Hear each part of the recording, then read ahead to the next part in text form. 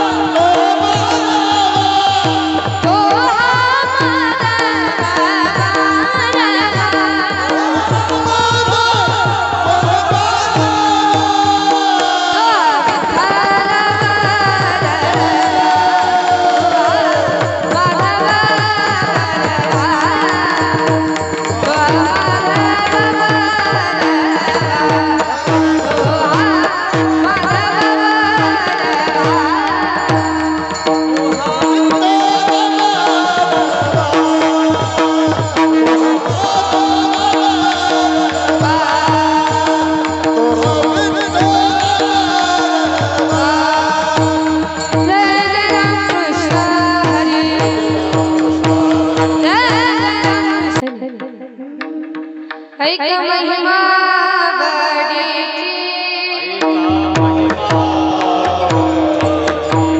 ऐक महिमा बडीची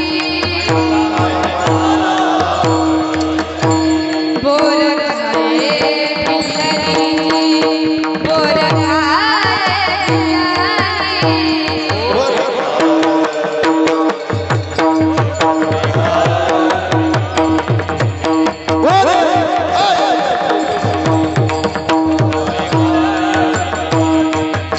थोर प्रेमाचा भुकेला थोर प्रेमाचा भुकेला हाती दुष्काळ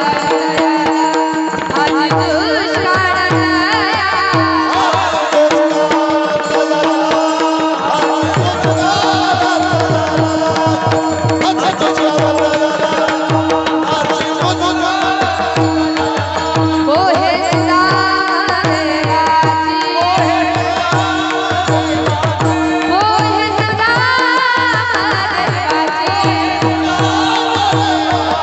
फकी मारी कोरडे फकी मारी कोरडे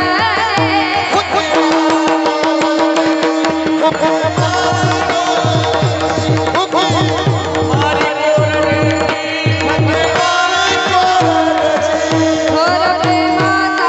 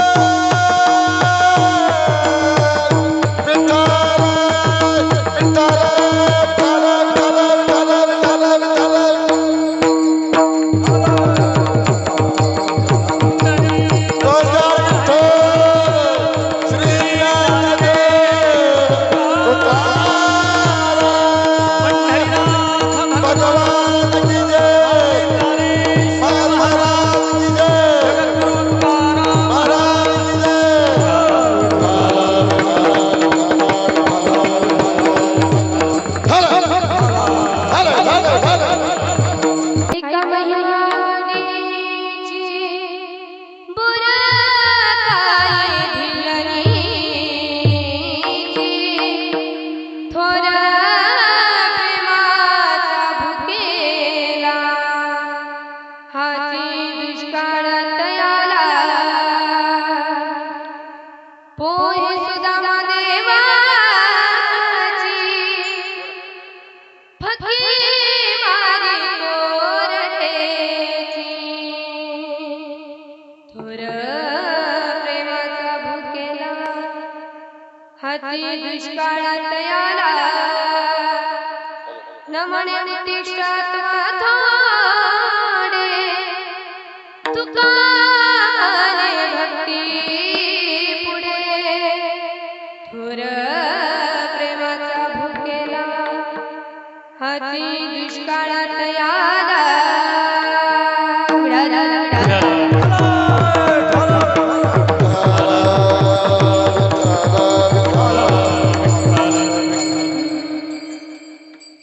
वक्रतुंड महाकाय सूर्यकोटि समप्रभा निर्विघ्नं कुरु मे देव सर्वकार्येषु सर्वदा गजानना गजानना पार्वती नंदन गजानना गजानना गजानना पार्वती नंदन गजानना गजानना पार्वती नंदन गजानना गजानना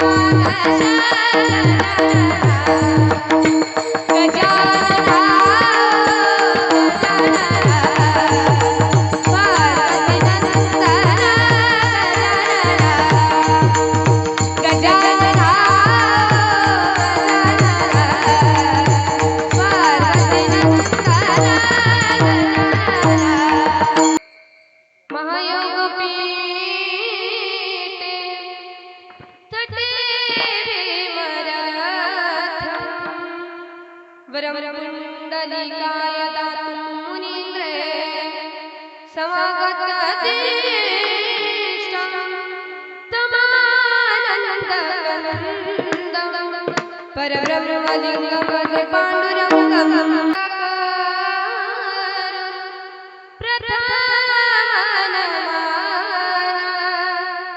दुसर चरण संतांची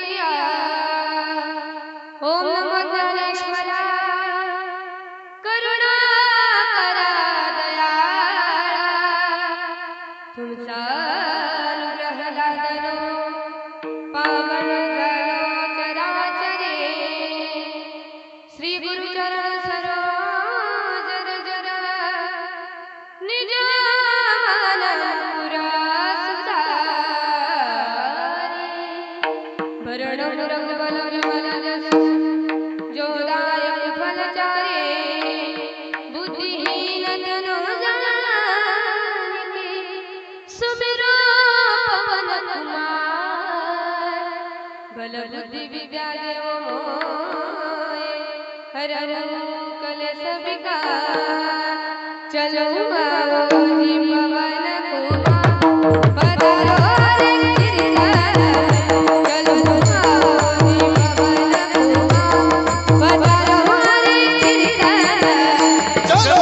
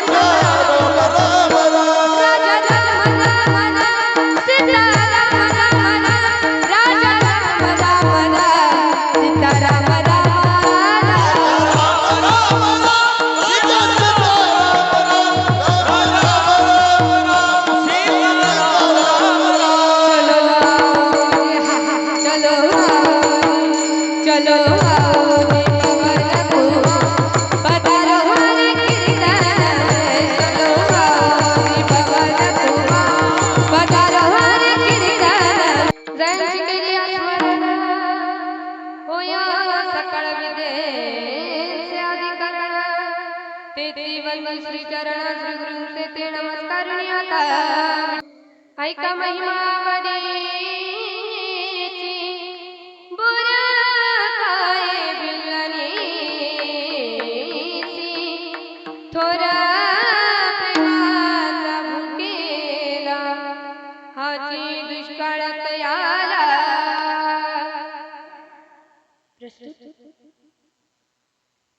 प्राप्त प्रसंगी प्राप्त वेळी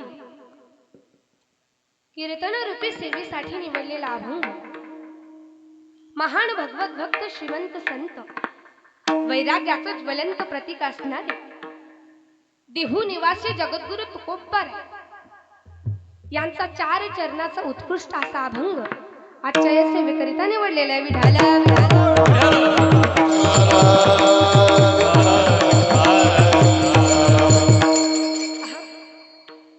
अभंगाकडे वळण्यापूर्वी अल्पहासा परिहार द्यायचा तो म्हणजे असा. भगवान परमात्मा ज्याच्या हा सत्यशिवाय वृक्षाचं पान देखील हालत नाही असा असणारा भगवान परमात्मा त्यांच्या कृपा आशीर्वादाने चाललेला अखंड हरिनाम सप्ताह आणि आज या सप्त्यातील 5व्या दिवसाची कीर्तन रूपी सेवा माझ्या वाटेला आली. हे माझं परम भाग्य समजते.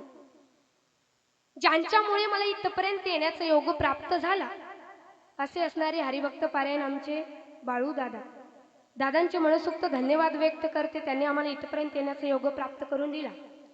त्यानंतर गावातील सर्व आयोजक नियोजक मंडळी असतील. मला काही जास्त परिचय नाहीये. सर्वांचे नाव मला माहिती नाहीये. कोणाचे नाव म्हणायचं असेल किंवा सांगायचं असेल तर मला कळवा. पहा आता ज्यांनी गोड साल गायली असे असणारे हरिभक्त पारायण बाबांचं नाव गोपीनाथ बाबा. बाबांना देखील माझं वंदन आहे. त्यानंतर नंदू बाबा बाबांना त्याही बाबांना माझं वंदन आहे. त्यानंतर इकडले बाबा विश्वनाथ बाबा त्यांना देखील माझं वंदन आहे. समस्त टाळकरी विनेकरी सर्वांच्या चरणी नतमस्तक होते आणि सेवेला सुरुवात करते. माझा आवाज तुमच्यापर्यंत येण्याचं जे कार्य करत आहेत असे असणारे सिस्टीम वाले दादा दादांसाठी जोरात ताई झाली पाहिजे. खूप सुंदर सिस्टीम लावली आहे दादाने. त्यानंतर पखवाजाची साथ करणारे माझे छोटे बंधू महाराष्ट्राचे सुप्रसिद्ध मृदंगाचार्य ज्यांच्या मृदंगाने अख्खे महाराष्ट्र नाचला जातो असे असणारे भरत महाराज पठाडे यांचे पट्ट शिष्य महेश दादा सुरनर त्यांनाही माझं वंदन आहे. त्यानंतर आमचे हार्मोनियमवाले दादा त्यांनाही माझं वंदन आहे. त्यानंतर आता हे कार्यक्रम आपल्याला पुन्हा जर पाहण्याची इच्छा झाली हे कीर्तन पुन्हा ऐकण्याची इच्छा झाली तर आमचे युट्यूबवाले दादा असतील कोण केशव भक्त बरोबर. मग त्या युट्यूबवाले दादांना सुद्धा मी धन्यवाद व्यक्त करते. पहिला नमस्कार करते भगवान परमात्म्याला ज्यांनी ही सुंदर सृष्टी निर्माण केली. दुसरा नमस्कार करते माझ्या आई वडिलांना ज्यांनी मला अनमोल किमतीचा देह प्राप्त करून दिला. आणि तिसरा नमस्कार करते माझ्या गुरूंना ज्यांनी मला अनमोल किमतीची विद्या प्राप्त करून देते. पहा मी ज्यांच्याकडे शिक्षण घेते असे असणारे माझे गुरुवरी शिष्यानं गुरूंचं नाव घेणं हे शोभत नाहीये तरी सुद्धा मी माफी मागून घेण्याचा प्रयत्न करते. बीड जिल्ह्यामध्ये गेवराई तालुक्यामध्ये चकलंबा गाव आहे आणि त्या गावामध्ये साध्वी सोनाली दिदी करपे दिदींच्या चरणी नतमस्तक होते. माझ्या आई वडिलांच्या चरणी नतमस्तक होते आणि सेवेला सुरुवात करते. विठाला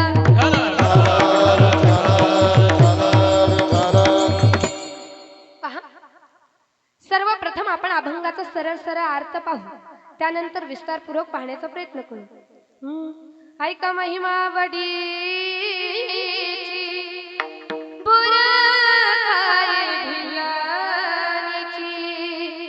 जगद्गुरु अभंगाद्वारे सांगतात की तुम्हाला मी देवाची आवड सांगतोय. देवाच्या आवडीचा महिमा सांगते. लक्षपूर्वक ऐका. काय आवडतं देवाला? बोर खाये भिल्लनीची. एका साधकाने विचारलं का हो जगद्गुरु तुकोबर आहे देवाला बोरे खायला आवडतात का? तर जगद्गुरु तुकोबर सांगतात देवाला बोर खायला आवडत नाही तर त्या बोरामागचं प्रेम त्या बोरामागचा भाव त्या देवाला आवडतो. थोर प्रेमाचा भुकेला हाची दुष्काळात आला तो भगवान परमात्मा आहे. त्याच्या घरी सर्वच आहे. तो विश्वाचा मालक आहे. त्याला काहीच कमी नाही. फक्त एका गोष्टीचा दुष्काळ आहे त्याच्या घरी. तो म्हणजे प्रेमाचा. तो फक्त भावाचा भुकेला आहे. पुढे सांगता जगद्गुरु तुकोबराय, पोहे सुदाम देवाची फके मारी कोरडेची. सुदाम देवाचे पोहे आवडतात का म्हणे देवाला? नाही. देवाला पोहे आवडत नाही. तर देवाला त्या पोह्यामागचं भाव, त्या पोह्यामागचं प्रेम, तो त्या देवाला आवडतो. त्या प्रेमाच्या खातीर तो भगवंत काही करायला तयार असतो. न म्हणे उद्दिष्ट अथवा थोडे, तू का म्हणे भक्ती पुढे. तो थोडं कमी उष्ट हे काहीच पाहत नाही. फक्त त्याच्यातलं भाव, त्याच्यातलं प्रेम हा पाहत असतो. हा झाला अभंगाचा सरळ सरळ अर्थ. आता आपण विस्तार करून पाहण्याचा प्रयत्न करू. विठाला विठाला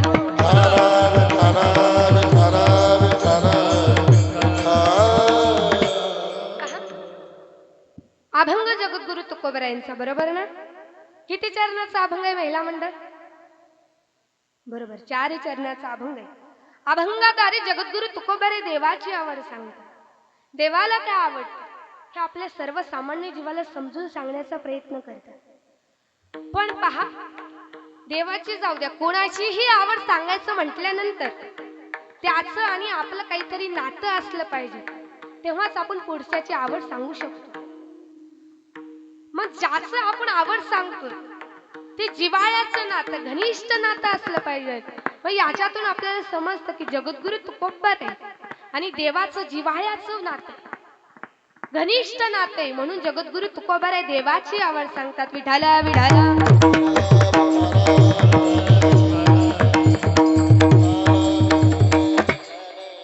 इथं पाहिलं तर प्रत्येक जण अतिशय कीर्तनासाठी उपस्थित आहात. पहा,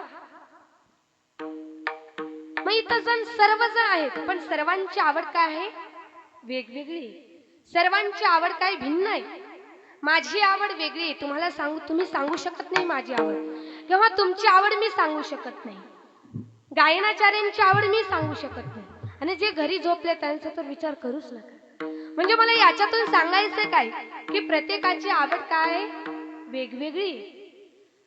आपल्याला 3 वर्गाची आवड पाहिजे. कोणते कोणते? संत, भगवंत आणि हे सर्वसामान्य जीवाची आवड पाहिजे. जो देवाला आवडतं ती संतांना आवडत नाही. पहा बरं का, जे देवाला आवडतं ते संतांना आवडत नाही, आणि जे संतांना आवडतं हे सर्वसामान्य जीवाला आवडत नाही. मग सर्वसामान्य जीवाची आवड काय? फक्त भोग. भोग सोडून या सामान्य जीवाला काहीच आवडत नाही. भोग म्हणजे त्यात सर्व आलं, पैसा, धन, प्रॉपर्टी, बंगला, गाडी, हे सर्व आलं. पण तुम्हाला सांगू, ह्या भोगामध्ये कसलंच सुख नाहीये. तुम्ही म्हणता आमचा संसार आहे, आम्ही सुखात आहोत, पण नाहीये. ह्या संसारामध्ये, या प्रॉपर्टीमध्ये काहीच सुख नाही. संतांनी सुद्धा वर्णन करावं. या या संसार नगरे बाजार भरला गबाई, या या संसार नगरे बाजार भरला गबाई. या संसारात तीळ मात्र देखील सुख नाहीये, पण आपण याच्यात समाधान मागतो. सुख कशात आहे? मन लागा मेरा यार फकीरी में, मन लागा मेरा यार फकीरी में, जो सुख पाया राम भजन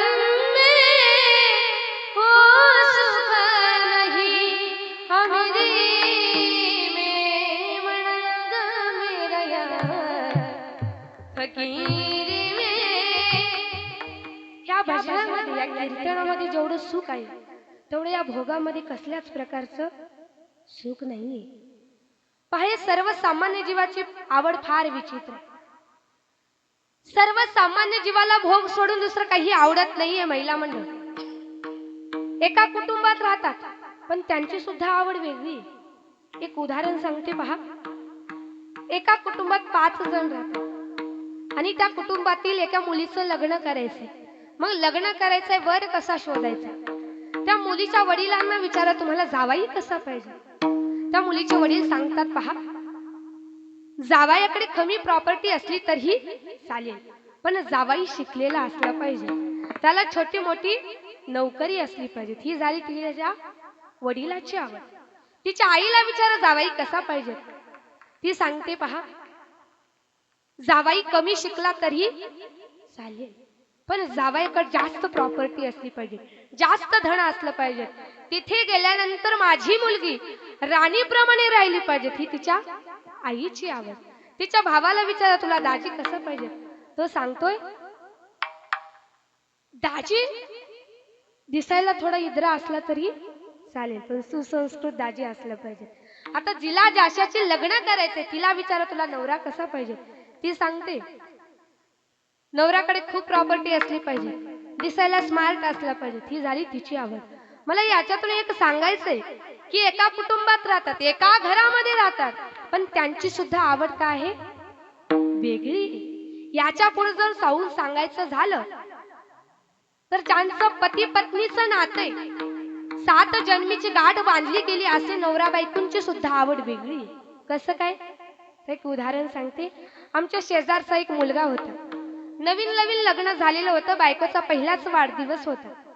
आता बायकोचा वाढदिवस म्हटल्यानंतर काहीतरी भेट वस्तू द्यावं म्हणून तो बाजारात आला. बाजारात आल्यानंतर मोठ्या कपड्याच्या दुकानात गेला. दुकानदाराला म्हटलं, एखादी सुंदर साडी दाखव. दुकानदाराने सुंदर साडी दाखवली, पण दुकानदार विचारतोय, दादा कोणता कलर दाखवू. त्याने सांगितलं, गुलाबी कलरची साडी दाखव. त्याने ती गुलाबी कलरची साडी घेतला, घरी आला, बायकोला म्हणतो, हे घे तुझ्या वाढदिवसाची भेट वस्तू. ती म्हणते, बघू काय आणलं. ती पाहते आणि म्हणते, अहो तुम्हाला काही कळतं की नाही. म्हणे, काय झालं. मला गुलाबी कलरची साडी आवडत नाही. मग कोणत्या कलरची आवडती. ती म्हटली, मला चॉकलेटी कलरची आवडते. तो म्हटला, अगं मला माहिती नव्हतं, एवढ्या वेळेस घाल कस तरी, दुसऱ्या वेळेस मी तुला चॉकलेटी कलरची साडी आणतो. मग परत तोच व्यक्ती काही वर्षांनी बाजारात गेला, पण आता मात्र त्याला बूट घ्यायची होती. मग तो बुटाच्या दुकानामध्ये गेला. दुकानदाराला म्हटलं, एखादी सुंदर बूट दाखवा. दुकानदाराने बूट दाखवायला सुरुवात केली, पण दुकानदार विचारतो, दादा कोणता कलर दाखव. मग त्याला आठवलं की बायकोला चॉकलेटी कलर आवडतो. म्हणून तो म्हटला, दादा चॉकलेटी कलरची बूट दाखव. त्याने ती चॉकलेटी कलरची बूट घेतला, घरी आला आणि बायको म्हणते, काय आणलं पिशवीत. म्हणे, अगं मला बूट आणले, बघू कसं आणलं. तिने ती बूट पाहिला. म्हणते, तुम्हाला काही आखलीचा भाग आहे की नाही. म्हणे, आता काय झालं, कुठं चॉकलेटी कलरचा बूट आणायचा असतो का. तो म्हटला, अगं तुला तर चॉकलेटी कलर आवडतो म्हणून मी आणतोय. अगं ती म्हणते, अहो मला साडीमध्ये चॉकलेटी कलर आवडते, बुटात काळा आवडतो. विठाला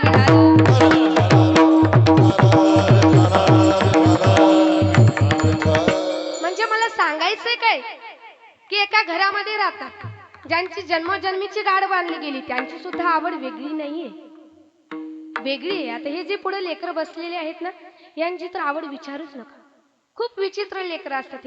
हे जे बसलेत नाही लेकर साधारण नाही आहेत. पहा, आठवलं म्हणून सांगून जाते. आम्ही एका गावात कीर्तनाला गेलो होतो आणि कीर्तनाला गेल्यानंतर एक छोटा मुलगा माझ्याकडे आला. कीर्तन संपलं. म्हणे, ताई आमच्या घरी चहा प्यायला चला. मी म्हटलं, अरे पिंटा आता खूप उशीर झालाय, 12 वाजलेले होते. मी म्हटलं, दुसऱ्या वेळेस आले ना नक्कीच तुझ्या घरी ये. नाही नाही ताई म्हणे, आताच आमच्या घरी चला. खूप हात करायला लागला तो मुलगा, खूप विनवायला लागला, ताई चला ना. मग म्हटलं, चला जाऊन येऊ 2 मिनिटाकरिता. त्याच्या घरी गेलो. त्याची आई संड झोपेत होती. तो आईला उठवते. म्हणे, आई महाराज आले, चहा कर, उठ. ती म्हणते, रोज उठून महाराज घेऊन येतोस घरला, कशाचा चहा करू, तुझ्या का थोबड्याचा चहा करू का. घरात साखर नाही, पत्ती नाही. म्हणे, चहा कर. जाता डेऱ्यात ताक ठेवले, ताक देत्या महाराजांना प्यायला. तो मुलगा माझ्याकडे आला. म्हणतोय, ताई घरातली साखर संपली, आता 12 वाजले, सगळे दुकानं बंद आहे. आता एक काम करा, ताक आहे, ताक पिता का तुम्ही. उन्हाळ्याचे दिवस होते महाराज, कोणाला ताक नाही आवडणार. मी म्हंटल, हा पिंट्या पेते आण. त्याने तांब्याभर ताक दिली. एवढं गोड ताक होतं महाराज, एवढं गोड. 2 तांबे ताक पिले. मी म्हंटल, पिंट्या आणि 1 तांबे ताक मिळेल का. तो म्हंटला, ताई नाही ना, आता संपलं. मी म्हंटल, आता तुझी मम्मी तुला मारेल ना. तो म्हंटला, नाही, उलट मला शाबासकी देणार. मी म्हंटल, का. ताई काय सांगावं तुम्हाला, त्या ताकामध्ये 4 दिवस झालं उंदीर मेलेलं होतं. उकंडाला टाकण्याऐवजी मी तुम्हाला दिलं. विठाला विठाला.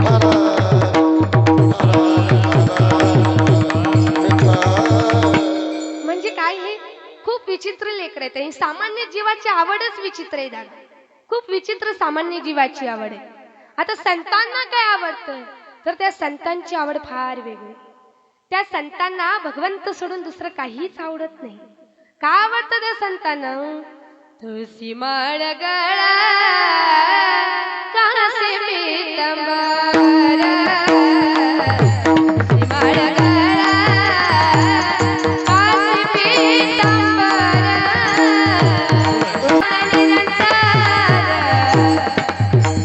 हे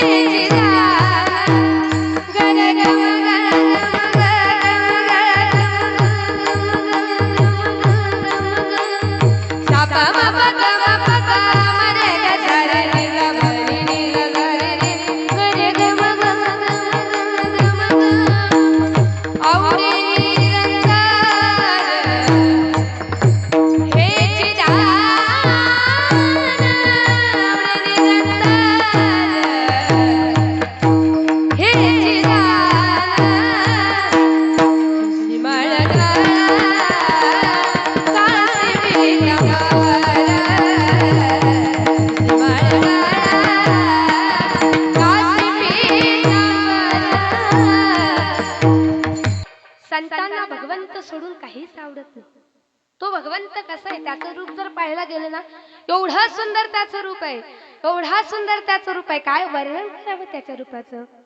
लवण्याचा गाभा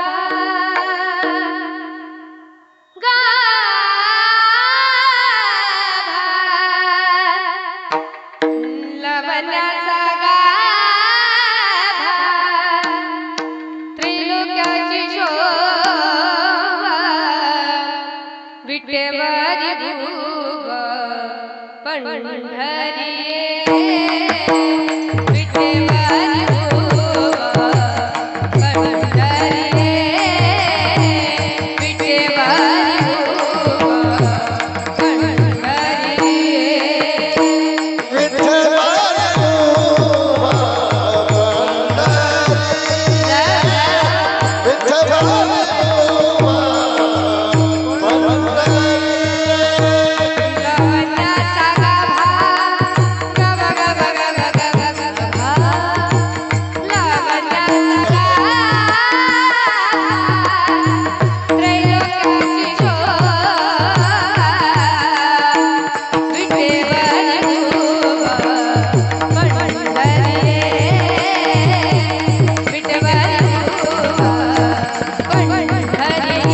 भगवंताचं रूप किती सुंदर आहे. सुंदर तेरा सुंदर तेरा सुंदर तेरा उभे विटेवरी करकटेवरी ठेवनिया करकटेवरी ठेवनिया तुळशी हार गळा तुळशी हार गळा तुळशी हार गळा कासे पीतांबर. तो भगवंत त्या संतांना आवडतो. जगद्गुरु तुकोबरे अभंगाच्या प्रथम चरणात सांगतात, ऐका महिमा आवडीची बोर खाये भिल्लनीची. मी देवाच्या आवडीचा महिमा सांगते, तुम्हाला लक्षपूर्वक ऐका. काय आवडतं त्या देवाला? मी आताच तुम्हाला सांगितलं की संतांशिवाय देवाची आवड कुणीच सांगू शकत नाही. संतांचं आणि देवाचं एक वेगळंच नातं आहे.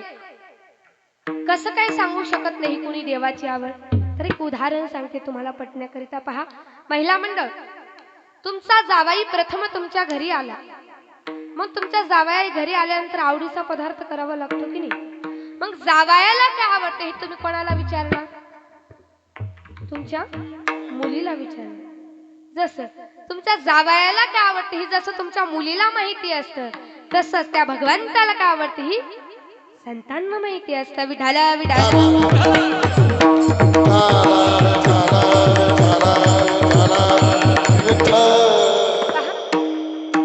ऐका महिमा. महिमा फार शब्द आहे पहा. महिमा कळाला की अभंग कळाला म्हणून समजायचं. मग तसं पाहिलं तर महिमा भरपूर आहे. नामाचा महिमा, संतांचा महिमा. महिमेमध्ये 3 प्रकार आहेत. ते म्हणजे शक्ती असते. आता हे जे पखवाज वाजवतात, पखवाज वाजवायला शारीरिक शक्ती लागते, बरोबर. मी जर पखवाज वाजवाय बसले तर पखवाजातून आवाज निघणार आहे का? नाहीये. त्याच्याकरिता शारीरिक शक्ती लागते. मग ही झाली शारीरिक शक्ती. काही काही ठिकाणी बुद्धिक शक्ती सुद्धा असते, ज्या ठिकाणी बुद्धीचा वापर केला जातो. मग योग्य ठिकाणी बुद्धीचा वापर केला जातो. मग कोण्या ठिकाणी बुद्धीचा वापर करावा, तर एक उदाहरण आलेले खूप सुंदर रामायणातील. पण त्या अगोदर आपल्याला प्रभू रामचंद्राचं भजन करावं लागेल. करणार ना भजन? श्रीराम जय राम जय राम, श्रीराम जय राम जय जय राम, श्रीराम जय राम जय राम, श्रीराम जय राम जय जय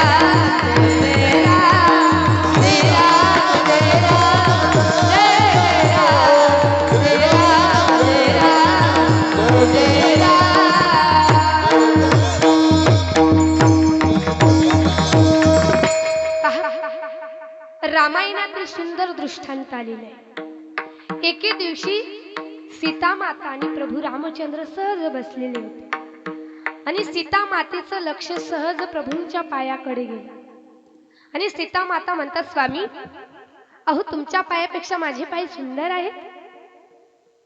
प्रभू म्हणतात, नाही नाही सीते, माझे पाय सुंदर आहेत. सीता माता म्हणतात, नाही प्रभू माझे पाय सुंदर आहेत. दोघांमध्ये थोडासा वाद निर्माण झाला आणि त्या ठिकाणी लक्ष्मणजी आले. आता सीता माता म्हटले, आता आपण भाऊजीला विचारू कोणाचे पाय सुंदर आहेत. आता लक्ष्मणजींना म्हटले, भाऊजी सांगा कोणाचे पाय सुंदर आहेत. आता या ठिकाणी लक्ष्मणजी कोड्यात पडले. भावाचे पाय सुंदर म्हणावे तर वहिनीला राग येतो आणि वहिनीचे पाय सुंदर म्हणावे तर भावाला राग येतो. म्हणून या ठिकाणी लक्ष्मणजींनी बुद्धीचा वापर केला. बुद्धीचा वापर केला, प्रभूंच्या पायाकडे पाहिलं आणि सीतामाईच्या पायाकडे बोट दिलं. म्हटलं, या पायामुळे या पायाची शोभा आहे. पण प्रभूंना वाटलं माझ्या पायाचं कौतुक केलं आणि सीतामातेला वाटलं माझ्या पायाचं कौतुक केलं. म्हणजे मला याच्यातून एक सांगायचंय की या ठिकाणी बुद्धीचा वापर केला. मग ही झाली बुद्धिक शक्ती. मग शाब्दिक शक्ती कशाला म्हणते? एखाद्या आमदाराने एक शब्द दिला की तो शब्द खराच होतो, बरोबर ना? मग त्याला म्हणतात शाब्दिक शक्ती. मग आता नामाचा महिमा आणि संतांचा महिमा पाहिजे आपल्याला. मग संतांचा महिमा काय? मोक्ष कशाने प्राप्त होतो? महिला मंडळ, ज्ञानाने मोक्ष प्राप्त होतो का? साधनेने मोक्ष प्राप्त होतो का? नामचिंतनाने मोक्ष प्राप्त होतो का? तर वारकरी संप्रदायामध्ये अशी काही प्रमाण आहेत की त्या प्रमाणामध्ये सांगितलं गेलंय, आलिंगन घडे मोक्षे सायुज्यता जोडे, ऐसा संतांचा महिमा. संतांना आलिंगन गेलंय की आपोआप मोक्ष प्राप्त होतो. ही संतांचा महिमा आहे. एकदा संतांच्या सानिध्यामध्ये जा, संत आपल्या जीवाचं कल्याण केल्याशिवाय राहणार नाही. कारण संतांनी जन्म घेतलाय आपल्या जीवाचा उद्धार करण्यासाठी. संत एक क्षणाला आपल्याला जागे म्हणतात. संत म्हणतात जागे व्हा, आता जागा, आता जागा, हे आता जागा, आता जागा, आता जागा, जागा, आता जागा, जागा, आता जागा.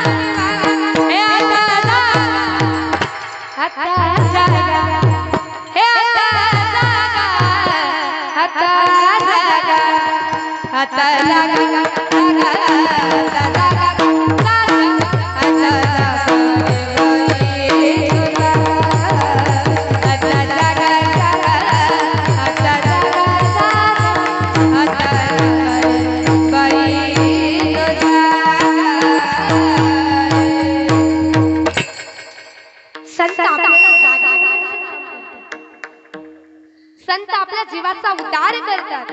फक्त एकदा संतांची संगत करा जीवनामध्ये. संतांच्या संगतीत गेलात की तुमचं जीवन सफल झालं म्हणून समजायचं. संतांच्या सानिध्यात तुमच्या जीवाचा उद्धार झाल्याशिवाय राहणार नाही. ही संतांचा महिमा आहे. असा नामाचा महिमा आहे काय? नामाचा महिमा आहे का? राम नामाने दगड तरतो. ही नामाचा महिमा आहे. त्या नामात एवढी ताकद आहे. तुम्ही पर्वता एवढं पाप करा, ते पाप जाळण्याची ताकद त्या नामामध्ये आहे. हे नाम एवढं पवित्र आहे. आपल्या संतांचा महिमा पाहिला, नामाचा महिमा पाहिला. पुढे सांगतात बोर खाये भिल्लानीची. भिल्लानी कोण होती पाहायचे आपल्याला. पहा, धावत्या वेळेमध्ये सांगून जाते तुम्हाला. शबर नावाचा एक राजा होता आणि त्याची शबरी नावाची एक मुलगी होती. शबरी मातेचं लग्न ठरलं. लग्न ठरल्यानंतर अशा दारामध्ये लाईनच्या लाईन लागल्या बकऱ्याच्या. लाईन पाहिली. शबरी मातेनं आईला विचारलं, आई एवढे प्राणी कशासाठी आणले गेले? तेव्हा आईने सांगावं, बाळा आपली परंपरा आहे म्हणे, मुलीचं लग्न करत असताना अगोदर पाहुण्यांना खुश करावं लागतं, त्याकरिता हे आणलेले. शबरी माता विचार करते की माझ्या लग्नामुळे एवढे प्राण्यांचा जीव जाणार आहे. मी लग्न करून सुखात राहणार आहे का? तर नाहीये. मी सुखात राहू शकत नाही. माझ्या एकटीच्या लग्नामुळे आज हजारो प्राणी मरणार आहेत. म्हणून शबरी मातेने रात्रीतून जंगलामध्ये पळ काढली. घनदाट अरण्यामध्ये आले. इकडे सकाळ झाली आणि सकाळ झाल्यानंतर शबर राजाला बातमी कळाली की शबरी नाहीये. शबर राजा इकडे तिकडे शोधायला लागला. शिपाई पाठवला. चारी दिशांनी शिपाई फिरायला लागले आणि शबर राजा स्वतः जंगलामध्ये आला. पहा, जंगलामध्ये एका ठिकाणी एक प्राणी मेलेला होता. एवढी दुर्गंधी सुटलेली होती, एवढी दुर्गंधी सुटलेली होती. शबर राजाने विचार केला, माझी मुलगी एवढी नाजूक आहे की त्या दुर्गंधीपाशी एक मिनिट सुद्धा थांबू शकत नाही. पण खरं सांगू दादा, शबरी माता त्या मेलेल्या प्राण्याच्या पोटाशी दडून बसली. तो शबर राजा तिथून निघून गेला. इकडे संध्याकाळ झाली. शबरी मातेने एका झाडावरती जावा आणि तिथे एक दिव्याचा प्रकाश दिसावा. शबरी मातेला वाटलं कोणत्या तरी साधूंचा आश्रम दिसते. मग शबरी मातेने पहाटे झाडावरून उतरावं, ते रस्ता झाडावा आणि त्या भगवंताचं नामचिंतन करावं. मग त्या रस्त्याने मातंग ऋषी रोज जात होते. मातंग ऋषीने विचार केला, म्हणे रोज रस्ता कोणी झाडतं, रोज ही स्वच्छता कोणी करतं. सर्व शिष्यांना जागे बोलवलं आणि म्हटलं, तुम्ही करता का स्वच्छता? शिष्याने सांगितलं, नाही गुरुजी. मग कोण करतं हे विचार करत एके दिवशी मातंग ऋषी रात्रभर जागे होते. पहाटेची वेळ झाली आणि शबरी माता झाडावरून खाली उतरायला लागले. मग पाहिलं मातंग ऋषी आल्या, पळत पळत मातंग ऋषी शबरी मातेच्या जवळ आले. शबरी मातेचा हात पकडला, म्हणे कोण आहेस तू, कुठली तू? तेव्हा शबरी मातेने हात जोडावं, सांगावं, स्वामी मी शबर राजाची मुलगी शबरी आहे. म्हणे तूच रोज रस्ता झाडते का? हो मीच रस्ता झाडते. तूच त्या भगवंताचं नामचिंतन करते का? हो म्हणे मीच त्या भगवंताचं नामचिंतन करते. संतांची कृपा त्या शबरीवरती झाली आणि तिथे एक झोपडी बांधून देण्यात आली. त्या झोपडीमध्ये शबरी माता राहतात, रोज त्या भगवंताचं नामचिंतन करतात. एक दिवस मातंग ऋषी शबरी मातेकडे आले, म्हणायला लागले, शबरी आता मला जावं लागणार, मला त्या भगवंताला भेटायचं, जायचंय वैकुंठाला. शबरी माता म्हणतात की मलाही त्या भगवंताला भेटायचंय, मलाही त्या भगवंताला पाहायचंय. तेव्हा मातंग ऋषी सांगतात, शबरी तुला कुठेच जायची गरज नाही, तू इथेच राहून त्या भगवंताचं नामचिंतन कर. एक ना एक दिवस जगाचा मालक तुला भेटा आल्याशिवाय राहणार नाही. संतांच्या शब्दावरती विश्वास ठेवला. कधी येणार, कोणता वार येणार, कोणत्या तारखेला येणार हे काहीच माहित नाही. येणार आहे ना, भक्त येणार आहे, त्याला भगवंताचं नामचिंतन करायला लागलं. एक दिवस असा उघडला, पहा ती शबरी जी होती ना, रोज त्या भगवंताचं नामचिंतन करायची. भगवंत माझ्या भेटीसाठी येणार आहे या आशेने तो रोज जंगलामध्ये जायची, रोज फळे तोडायची, रोज बोरं आणायची. आणि तिचा एक स्वभाव होता की माझ्या भगवंताला आल्यानंतर काहीतरी खायला द्यावं, म्हणून शबरी मातेने रोज ताजे बोरे आणावेत. ते बोरे एका बाजूला खावत, जे बोरे गोड आहेत ते बोरं बाजूला ठेवत आणि जे बोरं आंबट आहेत ते बोरं टाकून द्यावे. अशी तिने बोरे जमा केली. एक दिवस असा उघडला, जगाचा मालक स्वतः शबरी मातेला भेटायला आला. शबरी माता त्या भगवंताचं नामचिंतन करत होती. जब मेरे राम जी का आवन होगा, शबरी की कुटिया का पावन होगा, जब मेरे राम जी का आवन होगा, शबरी की कुटिया का पावन होगा.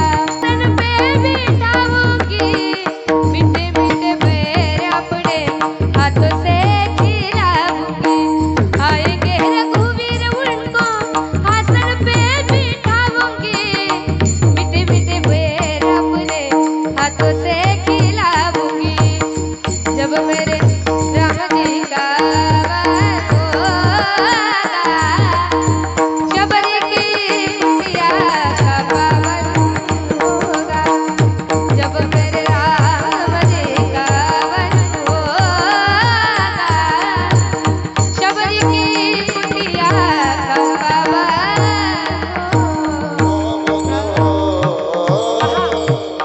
जगाचा मालक शबरी मातेच्या झोपडीमध्ये आलाय. शबरी मातेला काहीच कळलं नाही, काय करावं काही सुचेना. येड्यासारखी करते शबरी माता. भगवंताचे मस्तक, भगवंताचे चरण शबरी मातेने आपल्या दोन हातावरती घेतले, त्या चरणावरती आपलं मस्तक ठेवलं आणि आपल्या अश्रूने त्या भगवंताचे पाय धुवून काढले. एवढा भाव त्या शबरीचा होता, एवढं प्रेम त्या शबरीचं होतं. मग या प्रेमाचा, या भावाचा तो काय देव भुकेलेला आहे. गुरु तुकोबराय अभंगाच्या दुसऱ्या चरणात सांगतात, थोर प्रेमाचा भुकेला हाची दुष्काळ, तो फक्त प्रेमाचा भुकेलेला आहे. त्याला फक्त प्रेम पाहिजे. कुणासारखं प्रेम पाहिजे? ज्या राधेने त्या कृष्णावरती प्रेम केलं त्या प्रेमाचा तो भुकेला आहे. ज्या सखुबाईने त्या विठ्ठलावरती प्रेम केलं त्या प्रेमाचा तो भुकेला आहे. पण आजकालचे जे तरुण बांधव आहेत ना दादा, त्या तरुण बांधवाने प्रेम ह्या शब्दाला अपवित्र करून टाकले. प्रेम करताय कुणावरती करताय? त्या भगवंतावरती प्रेम करा. प्रेमात रडताय पण कुणाच्या? त्या भगवंताच्या रडा. अहो ज्या गवळणी होत्या ना त्या प्रेम केल्या, त्या भगवंतावरती प्रेम केलं. रडल्या, त्या देवासाठी रडल्या. किती रडल्या?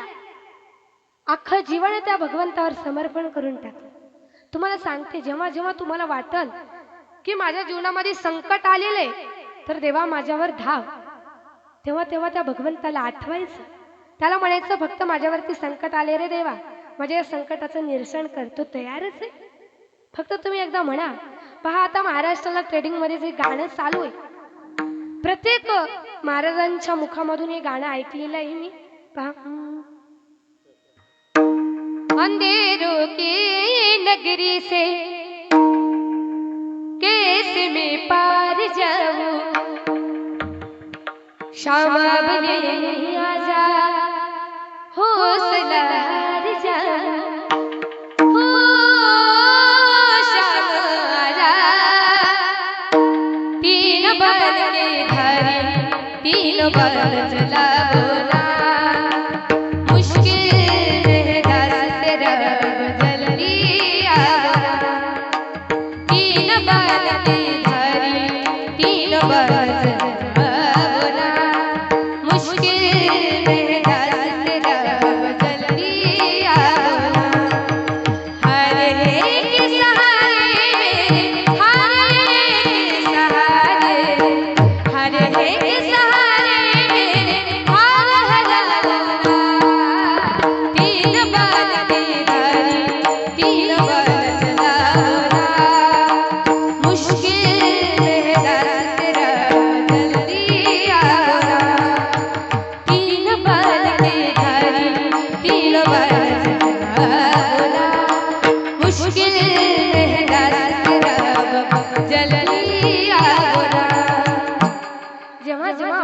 संकट येतं ते देवाला आठवा.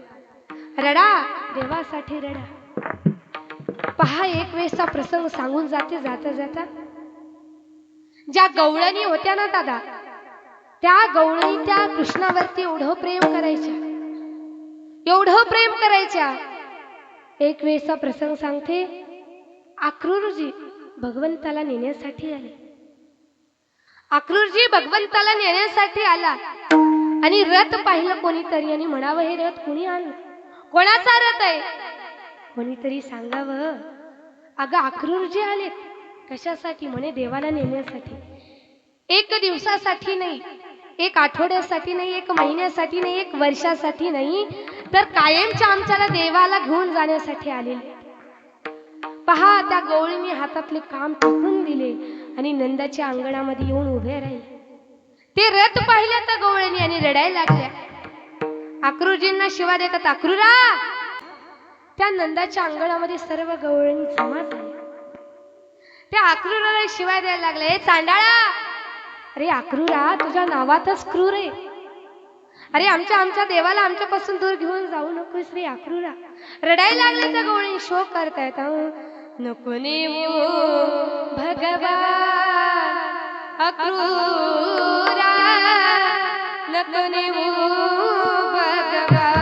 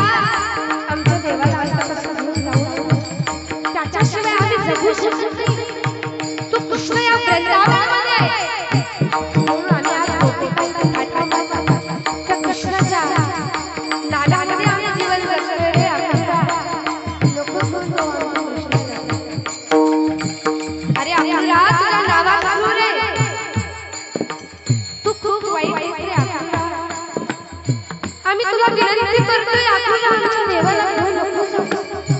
काय अवस्था असते त्या गवळणीची पहा. महिला तुमचा जर मुलगा तुमच्या सुनेने तुमच्यापासून दूर घेऊन गेला तर तुमचं काहीच नाही. तर तशी अवस्था माझ्या यशोदाबाईची नाही. यशोदाबाई देहभान विसरून जमिनीवरती कोसळली. यशोदाबाईला भानच नाही. यशोदाबाई म्हणतात आता ऐका माझं. अहो त्या कृष्णाला नका घेऊन जाऊ. माझ्या लालाला माझ्यापासून दूर नका घेऊन जाऊ. तो माझा लाला आहे, तो माझा जीव आहे. अहो मी त्याच्याशिवाय राहू शकत नाही. तो कितीही थोड्या करू द्या, तो कितीही भान करू द्या, पण त्याच्याशिवाय माझा जीवन आजूरही नका नेऊ माझ्या कृष्णाला. त्या गवळणी रडायला लागल्या. जेव्हा ही बातमी जेव्हा राधाला कळाली तेव्हा राधा गुरुजीकडे आल्या. म्हणतात गुरुजी ऐका माझं. ते जे कृष्ण आहे ना तो साधारण नाही. हे राधा दिसते ना, राधाने त्या कृष्णावर प्रेम केले. आमचं प्रेम साधं नाहीये. तो कृष्ण आहे म्हणून ही राधा आहे. ज्या दिवशी कृष्ण निघून गेली त्या दिवशी राधा निघून गेली. ठाकूरजी मी विनंती करते, हवी तर मी तुमच्या पाया पडते, तुम्हाला लोटांगण करते, पण माझ्या देवाला माझ्या कृष्णाला माझ्यापासून नका घेऊन जाऊ. वृंदावनीच्या सकळ जगाचे देके जीवरा नको नेऊ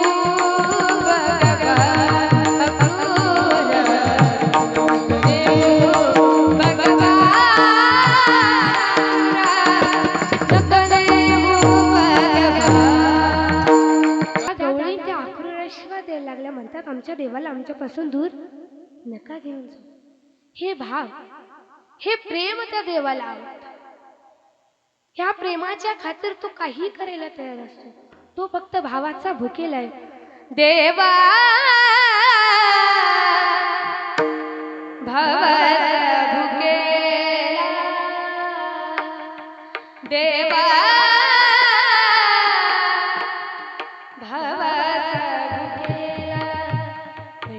सोडून आला, वैकुंठ सोडून आला, सोडून आला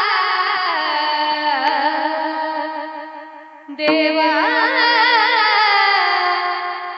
भावाचा भुकेला. तो भगवंत फक्त भावाचा भुकेला आहे. त्याला फक्त भाव लागतो. कसा भाव लागतो पहा. एक वेळेस भगवंताचं डोकं दुखत होतं आणि डोकं दुखत असताना भगवंतानं सांगितलं उद्धवजी तुम्ही संतांकडे जा आणि संतांना सांगा की भगवंताचं डोकं दुखते, तुमच्या पायाखालची धूळ द्या. तुमच्या पायाखालची धूळ रावली की भगवंताचं डोकं शांत होईल. उद्धवजी संतांकडे आले, संतांना मागितलं धूळ, पण संतांनी नकार दिला. संत म्हणतात आम्ही धूळ देऊ शकत नाही. उद्धवजी उदास येतात. उदास होऊन वृंदावनामध्ये आले. गोपिकांनी पाहिलं उद्धवजींना आणि विचारलं काय झालं उद्धवजी, खूप उदास दिसतात. तेव्हा उद्धवजी सांगावं गोपिकांना की आज श्रीकृष्णाचं डोकं दुखतं. मग गवळणी म्हणतात काही पाहिजेत का. तेव्हा उद्धवजी सांगतात तुमच्या पायाखालची धूळ पाहिजे, जेणेकरून तुमच्या पायाखालची धूळ जर भगवंताच्या मस्तकाला लागली तर त्यांचं डोकं शांत होईल. पहा त्या गवळणीचा भाव. त्या गवळणी म्हणायला लागल्यात उद्धवजी माझ्या पायाखालची धूळ घ्या. दुसरी म्हणते नाही नाही उद्धवजी माझ्या पायाखालची धूळ घ्या. अशी लाईन लागली. म्हणतात माझ्या पायाखालची धूळ घ्या. पण उद्धवजी सांगतात गोपिकांनो तुम्ही मात्र म्हणताय की माझ्या पायाखालची धूळ घ्या, माझ्या पायाखालची धूळ घ्या, पण एक सांगतोय मी ज्याच्या पायाखालची धूळ घेईन त्याला नरकात जावं लागेल, त्याला खूप यातना भोगावी लागतील. मग त्या गवळीने हसायला लागल्या उद्धवजी आमच्या एवढं भाग्यवान या जगात कोणी नाही. अहो आमच्या पायाखालची धूळ त्या भगवंताच्या डोक्याला लागते. आणखी आम्हाला काय पाहिजे. एवढा भाव त्या गवळीचा होता आणि या भावाचा तो भगवंत काय भुकेलेला आहे, त्याच्या घरी सर्वच आहे. कसा भाव पाहिला, ज्या मावळ्यांनी त्या शिवरायांवरती प्रेम केलं तसं प्रेम, काय भाव होता त्या मावळ्यांच्या शिवरायांचे होते. कोण होते ते शिवबा? अख्खे जीवनभर लढले, स्वतःसाठी नाही तर महाराष्ट्रासाठी लढले. किती लढले?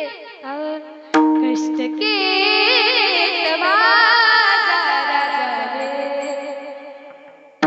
जाती जातीत वाटून रे, स्वराज्यात रे जलतला, त्याची झाला जरा राजूला रे. त्याने जीवनभर कष्ट केले, तेव्हा हे स्वराज्य उभं राहिले. कोण होता तो शिवाजी महाराज? पहा, काळ्या राणी तडपत होता तिच्या वाचवून, काळ्या राणी तडपत होता तिच्या वाचवून, अशीच दिली होती त्या मुसलमानाची सून. पहा बरं का, त्या तरुणीला आई म्हणाला,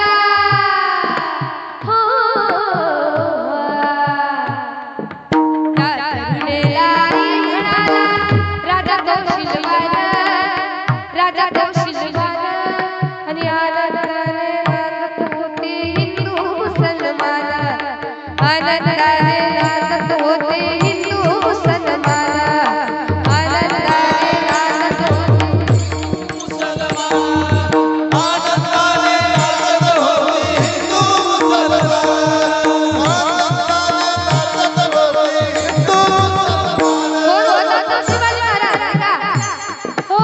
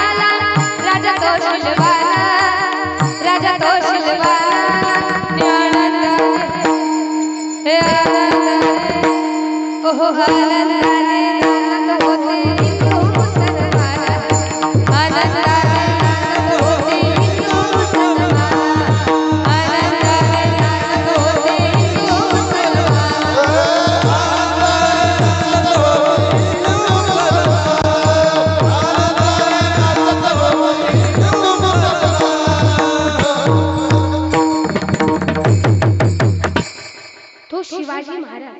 आणि त्या शिवाजी महाराजांवरती मावळ्याचं एवढं प्रेम होतं, एवढा भाव होता, आणि ते प्रेम, ते भाव पाहून त्या देवाला दया येते, आणि तो त्या प्रेमाचा भुकेलेला आहे. थोर प्रेमाचा भुकेला हाची दुष्काळ. पुढे सांगतात, पोहे सुदामा देवाची फकी मारी कोरडीची. त्या भगवंताला काही पोहे आवडत असतात का? ती 4 घरून मागून आलेली पोहे कसली काय नाही, तर ती पोहे त्या देवाला आवडत नाही. तर काय आवडतं? पहा, जाता जाता 5 मिनिटात सांगून जाते आणि सेवेला पूर्ण विराम देते. पहा, एक दिवस सुदामजींची बायको सुदामजींकडे आली, म्हणते, सुदामजी, अहो आपल्या लेकरांना काही खायला प्यायला नाहीये, तुमचा मित्र द्वारकाधीश तो खूप श्रीमंत आहे म्हणे, त्याच्याकडे जा, काहीतरी आपल्याला मदत करेल तो. तेव्हा सुदामजी सांगतात, नाही नाही सुशीला, मला त्याच्याकडे जाणं होत नाही. अगं, तो माझा बालपणीचा मित्र आहे खरंय, तो माझा प्राण सखा आहे ही खरंय, पण मी काही मागायला त्याच्याकडे जाऊ शकत नाही. सुशीला माता म्हणते, स्वामी अहो माझ्याकरिता नाही, तुमच्याकरिता नाही, तर हे जे लेकरं आहेत ना यांच्यासाठी तुम्ही जा. कारण 4 दिवस झाले ती लेकरं उपाशी होती. रात्री झोपेतून उठावं आणि म्हणावं, आई अगं खूप भूक लागली ग मला. मग त्या आईने एक मिठाचा खडा घ्यावं, त्यांच्या ओठावरती फिरवावं आणि ती लेकरू रात्रभर ओठ ताटत झोपावं. एवढी गरिबी त्या सुदामजींची होती. सुशीला माता म्हणतात, स्वामी तुम्ही त्या लेकरांकडे पहा एकदा आणि त्या भगवंताकडे जा एकदा, तुमच्या कृष्णाकडे जा. सुदामजी म्हणतात, तू म्हणते ते खरंय, पण मी नुसत्या हाताने कशी जाऊ त्याच्याकडे. तेव्हा सुशीला माता म्हणतात तुम्ही काळजी करू नका, मी आजच 4 घरून मागून आणली, मुठभर पोहे आहेत, ते पोहे घेऊन तुम्ही जा. एका पंचामध्ये ते पोहे बांधली आणि ते पोहे घेऊन सुदामजी निघाले. कुठे?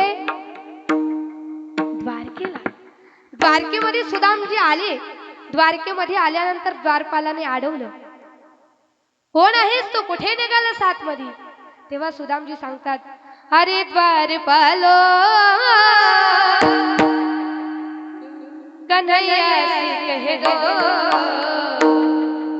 अरे द्वारपालो कन्हैया से कह दो, इधर पे सुदामा गरीब गया है, अरे द्वारपालो कन्हैया से कह दो, इधर पे सुदामा गरीब गया है, द्वारपालो कन्हैया से कह दो, अरे द्वारपालो कन्हैया से कह दो, इधर पे सुदामा गरीब गया है, इधर पे सुदामा गरीब गया.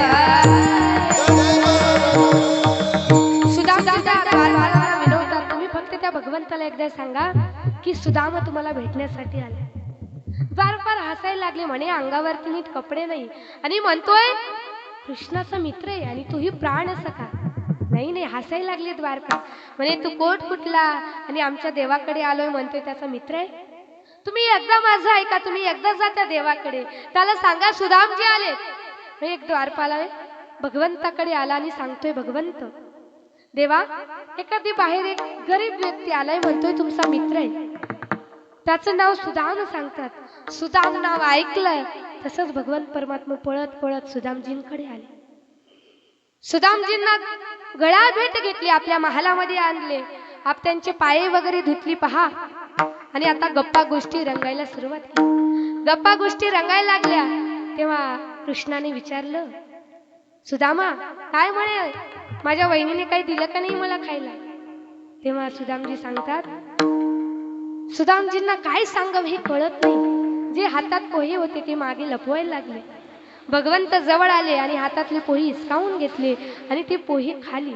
मग त्या पोहे का खाली, तर त्या पोह्या मागे जेवढं प्रेम होतं सुदामजींचं, जेवढा भाव होता, त्या भावाचा, त्या प्रेमाचा तो काय देव भुकेलेला आहे. विठाला विठाला.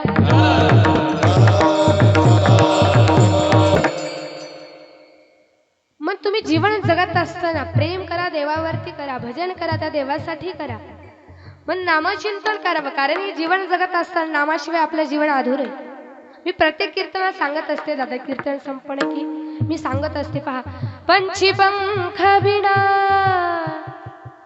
हाती दंत बिना, नारी पुरुष बिना, वेशा पिता बिना,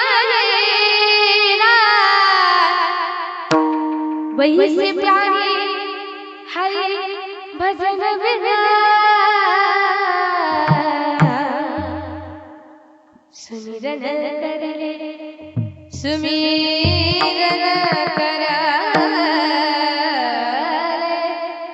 सुमिरन करा रे मना,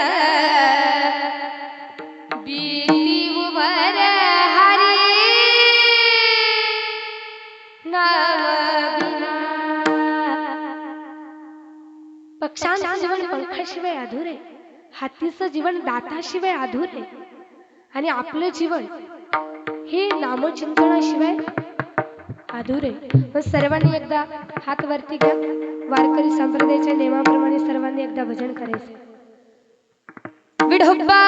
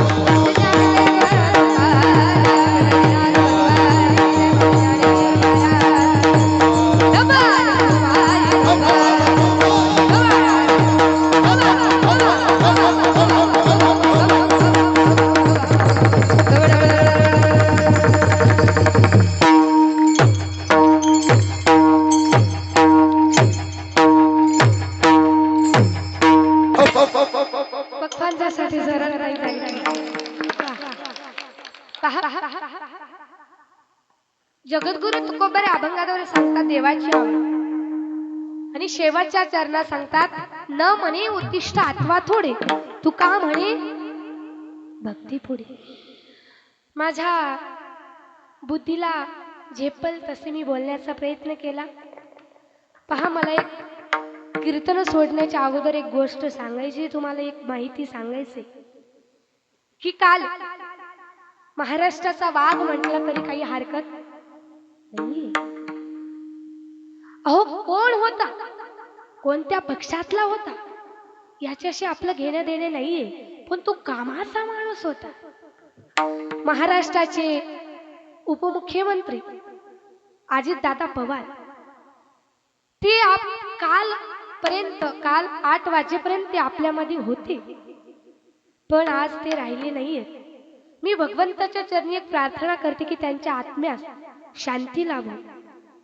पहा, तो एक सामान्य व्यक्ती होता बघा, ह्या महाराष्ट्रासाठी खूप काम केलं. काम करत करत आपला जीव सोडला आणि त्यांच्या आत्म्यास शांती लाभो ईश्वर चरणी प्रार्थना करते.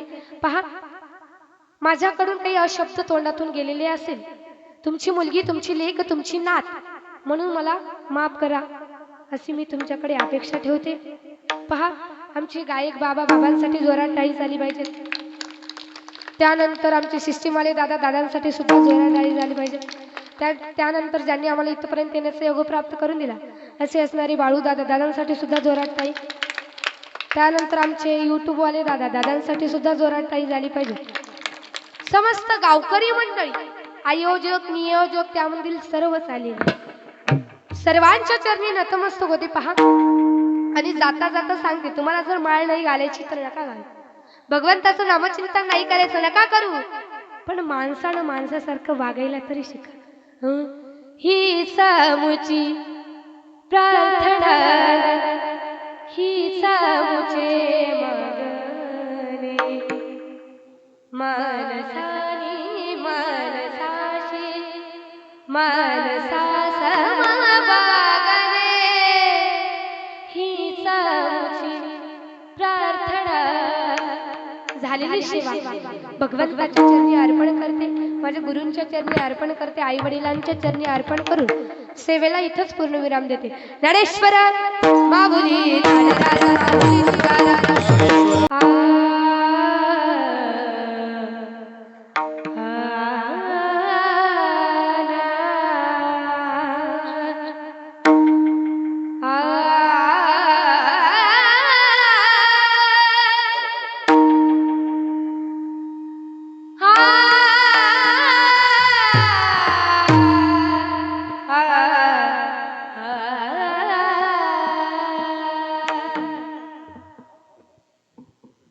नमाने उत्तिष्ठ अथवा थोडे, नमाने उत्तिष्ठ अथवा थोडे.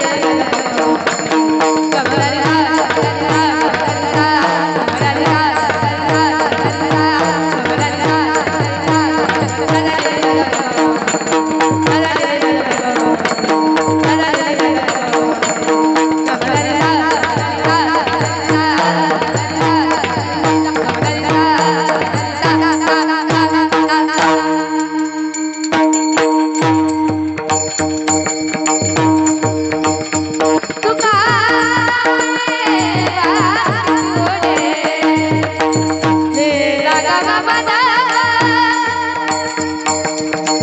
ने सा गा मा पा दा पा दा मा पा गा